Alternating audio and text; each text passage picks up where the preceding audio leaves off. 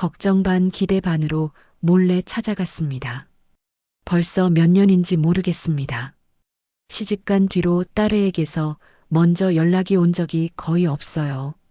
가끔 제가 전화하면 바쁘다, 다음에 통화하자는 말이 전부였죠. 처음에는 사느라 정신없겠거니 했어요. 저도 젊었을 땐 그랬으니까요. 그런데 해가 바뀌고 계절이 돌아올수록 가슴 한쪽이 시려오더군요.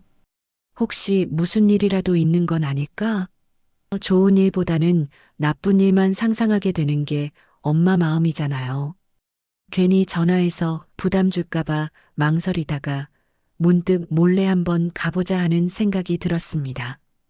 불쑥 찾아가면 혹시 딸애가 놀라면서도 반가워해주지 않을까 하는 작은 기대가 제 발걸음을 움직였습니다. 손녀딸 얼굴도 보고 밥 한 끼라도 같이 먹고 싶었죠. 반찬도 한 보따리 싸들고 딸이 좋아하던 과일도 잔뜩 샀습니다. 마치 큰 죄를 짓는 사람처럼 딸에게 알리지 않고 비밀스럽게 나서는 제 자신이 참 처량하게 느껴지더군요. 이제는 엄마가 딸 보러 가는데도 이렇게 눈치를 봐야 하나 싶어서요. 그래도 막상 딸 집 근처에 도착하니 심장이 터질 것처럼 뛰었습니다. 걱정이 더 컸지만 그래도 피부치 얼굴 볼 생각에 걱정 반, 설렘 반이었습니다. 내가 가는 걸 알면 또 부담스러워 할까봐 숨기듯 찾아가는 이 엄마의 마음을 딸은 알까요? 낯설지만 익숙한 느낌. 떨리는 마음으로 초인종을 눌렀죠. 딸이 사는 아파트 단지에 들어섰을 때 제 마음은 만감이 교차했습니다. 제가 살던 동네와는 사뭇 다른 높고 깨끗한 아파트였어요. 우리 딸이 이만큼 잘 살고 있구나 싶어 안심이 되면서도 동시에 왠지 모를 낯선 거리감이 느껴졌습니다. 딸이 시집가기 전에는 매일 보던 얼굴인데 이제는 이렇게 남의 집을 찾아온 손님처럼 느껴지니 말입니다. 아파트 엘리베이터를 타고 딸 4층에 도착했어요. 딸의 현관문 앞에 서니 심장이 쿵쾅거려 숨을 쉴 수가 없었습니다. 이 문만 열면 보고 싶었던 딸 얼굴을 볼 수 있다는 생각에 눈물이 핑 돌았죠. 손이 떨려서 한참을 망설이다가 용기를 내어 초인종을 눌렀습니다. 혹시 집에 없으면 어떡하나 갑자기 찾아와서 화내면 어쩌나 하는 온갖 생각이 머릿속을 스쳤습니다. 초인종 소리 후 문 안쪽에서 들려오는 딸의 목소리. 누구세요? 아주 경계심 가득한 목소리였습니다. 나 엄마다. 제 목소리는 작게 떨렸지만 딸은 분명히 들었을 겁니다. 짧은 정적 후 문이 열리기 시작했어요. 이제 정말 딸 얼굴을 보는구나. 저는 반가움에 눈물이 터질 것 같았습니다. 오랜만에 엄마 얼굴에 아무런 반가움도 없었습니다. 드디어 문이 열렸습니다. 몇 년 만에 보는 우리 딸 얼굴. 예전보다 조금 말라 보였지만 여전히 제 눈에는 세상에서 제일 예쁜 딸이었습니다. 딸아. 제가 반가움에 딸 이름을 부르며 한 걸음 다가가려는 순간 딸의 눈빛을 보고 그대로 멈춰섰습니다. 그 눈에는 제가 기대했던 반가움이나 애틋함은 그림자도 없었습니다. 그저 당황함과, 아니, 솔직히 말하면 짜증과 불쾌함이 서려 있는 듯 했습니다. 엄마가 여긴 어떻게 왔어? 딸의 목소리는 낮고 차가웠습니다. 마치 불청객을 대하는 듯한 말투였습니다. 제가 싸온 무거운 반찬 봉지를 보면서도 손녀딸이 뛰어놀던 현관 앞에서 꼼짝도 하지 않고 문을 잡고 서 있었습니다. 보고 싶어서 왔지. 너 연락도 없고 혹시 무슨 일이라도 있나 싶어서. 제 목소리는 기대감이 꺾이고 슬픔이 섞여 힘없이 나왔습니다. 딸은 제 말을 끊고 제 얼굴을 똑바로 쳐다보지도 않은 채 그저 문을 조금 더 좁게 열고 서 있었습니다. 엄마인데 왜 나를 이렇게 대할까? 가슴이 싸늘하게 식어가는 느낌이었습니다. 오랫동안 연락하지 못한 미안함은커녕 제가 찾아온 것이 크나큰 잘못이라는 듯이 말이죠. 딸의 그 차가운 눈빛은 어떤 비수보다 날카로웠습니다. 그 한마디가 제 심장을 꿰뚫는 비수가 될 줄이야. 왜 말도 없이 찾아와? 내가 얼마나 당황했는지 알아? 딸의 말에는 이미 분노가 섞여 있었습니다. 저는 딸을 이해시키려 애썼습니다. 아니, 그냥 내가 보고 싶어서 반찬도 좀 해왔고, 너한테 부담 주기 싫어서 연락 안 하고 온 거야. 하지만 딸은 제 말을 들으려 하지 않았습니다. 딸은 깊은 한숨을 쉬더니 제가 가장 듣고 싶지 않았던 가장 충격적인 말을 내뱉었습니다. 엄마 부탁인데. 다신 찾아오지 마세요. 그 말을 듣는 순간 제 머리가 하얘졌습니다. 지금 우리 딸이 나한테 뭐라고 한 거지? 귀를 의심했습니다. 눈앞이 깜깜해지고 들고 있던 반찬 봉지가 손에서 스르르 미끄러져 떨어졌습니다. 철컥 소리와 함께 플라스틱 통이 바닥에 부딪히는 소리가 아파트 복도에 크게 울려 퍼졌습니다. 뭐라고? 딸아, 너 지금 무슨 소리를 하는 거야? 저는 울음을 참으려 했지만 목소리가 이미 갈라지고 있었습니다. 그 차가운 말 한마디가 제 심장을 수백 개의 빗으로 꿰뚫는 것 같았습니다. 제가 낳아 기른 딸이 엄마에게 오지 말라는 말을 하다니 마치 저는 평생 만나선 안 될 천륜을 끊어야 할 사람이 된 기분이었습니다. 세상이 저를 버린 것보다 딸에게 버려졌다는 그 사실이 견딜 수 없이 고통스러웠습니다. 억울함과 슬픔에 그 자리에서 무너져 내렸습니다. 충격이 가시기도 전에 저를 덮친 것은 억울함과 슬픔이 뒤섞인 거대한 감정의 소용돌이였습니다. 딸아, 엄마가 뭘 그렇게 잘못했니? 저는 소리쳤습니다. 내가 시집가서 잘 사는 거 방해했니? 돈 달라고 했니? 아니면 시댁에 무슨 흠집이라도 냈니? 눈물이 본물 터지듯 쏟아졌습니다. 제 몸이 통제되지 않고 그 자리에서 휘청이며 무너져 내렸습니다. 다신 찾아오지 마세요라는 말은 제 평생 가장 잔인하고 가혹한 선고였습니다. 저는 주저앉아 울부짖었습니다. 너 키우느라 내 청춘 다 바쳤는데 내가 나한테 어떻게 이럴 수 있어? 내가 날 버리면 난 이제 어디로 가야 하니? 딸에게 제 마음속의 절규를 쏟아냈지만 딸은 여전히 단단한 표정으로 문을 굳게 잡고 서 있을 뿐이었습니다. 딸의 그 무표정한 얼굴이 제 분노와 슬픔을 더욱 부추겼습니다. 제가 아무리 절규해도 딸에게는 닿지 않는 메아리 같았습니다. 내가 이렇게 비참해지기까지 내가 엄마로서 무슨 큰 죄를 지었을까? 억울함의 목이 메어 숨조차 쉬기 힘들었습니다. 자식을 향한 엄마의 헌신적인 사랑이 이렇게 허무하게 짓밟힐 수 있다는 사실이 제 존재 자체를 부정하는 것만 같았습니다. 차가운 현관문 앞에서 저는 짐짝처럼 버려졌습니다. 제가 그렇게 절규하는 동안에도 딸은 단 한 걸음도 움직이지 않았습니다.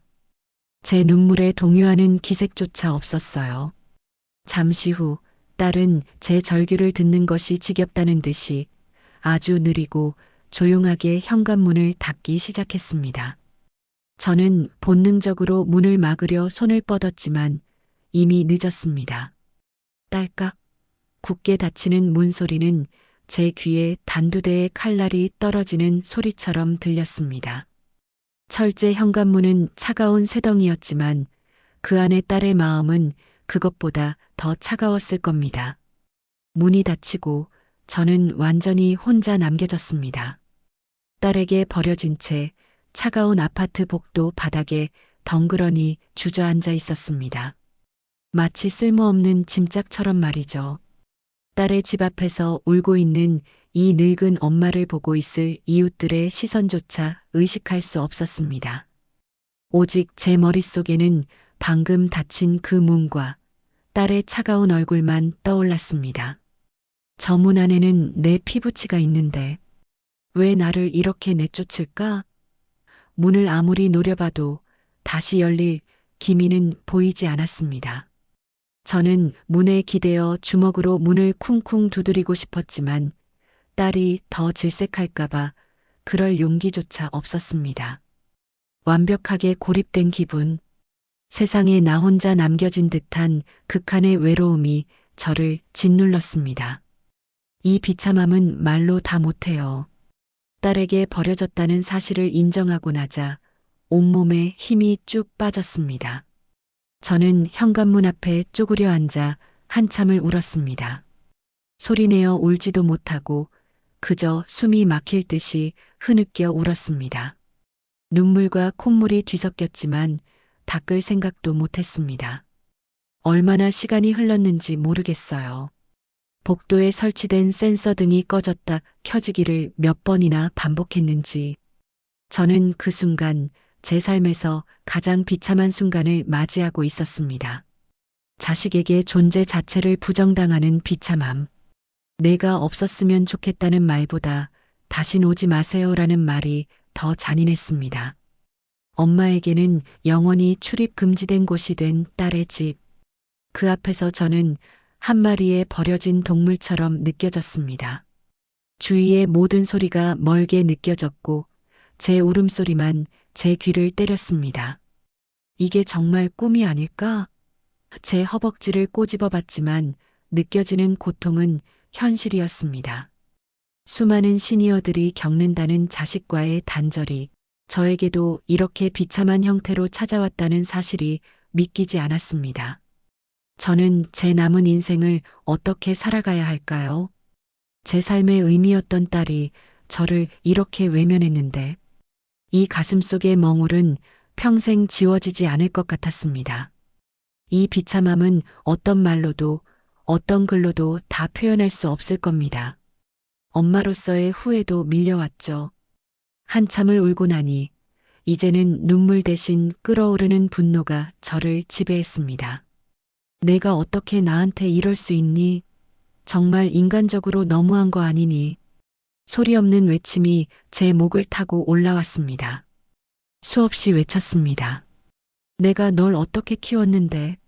내가 이 자리에 서기까지 엄마가 얼마나 희생했는데? 딸을 향한 강렬한 원망이 제 온몸을 떨게 했습니다. 당장이라도 문을 부수고 들어가서 따지고 싶었지만 이미 딸은 제 앞에서 벽이 되어버린 것을 압니다. 하지만 그 분노의 밑바닥에는 뼈아픈 후회도 함께 있었습니다. 내가 혹시 젊었을 때 딸에게 너무 엄격했을까? 시집 보낼 때 서운하게 한 건 없었을까? 딸이 나를 이렇게까지 미워하는 데에는 엄마인 나의 어떤 잘못도 분명 있을 거라는 생각이 들었습니다. 완벽한 부모는 없으니까요. 어쩌면 내가 딸의 마음을 헤아리지 못하고 내 방식대로만 사랑을 주려 했던 건 아닐까? 자식을 향한 분노와 동시에 엄마로서의 자기 비난이 교차했습니다. 이 깊은 상처를 어떻게 해야 할지 몰랐습니다. 딸에 대한 애증의 감정, 미워할 수 없지만 용서할 수도 없는 이 복잡한 감정이 저를 더욱 괴롭혔습니다. 세상이 온통 흑백처럼 아무런 의미가 없었습니다. 더 이상 그곳에 머무를 수 없었습니다. 저는 억지로 몸을 일으켰습니다.